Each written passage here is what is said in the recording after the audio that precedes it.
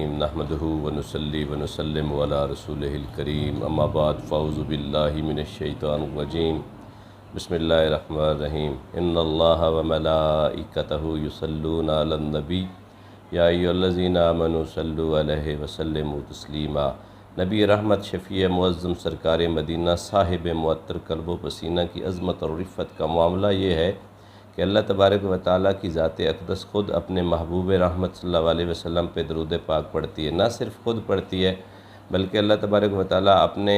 بندوں کو، اپنے فرشتوں کو بھی فرماتا ہے کہ اے ایمان والو، اے میرے فرشتوں، محمد مصطفیٰ احمد مجتبیٰ صلی اللہ علیہ وآلہ وسلم پر درود و سلام کا نذرانہ عقیدت پیش کرو۔ میرے کریم آقا صلی اللہ علیہ وآلہ وسلم نے ارشاد فرمایا، جس شخص نے مجھ پر کثرت سے درود پڑھا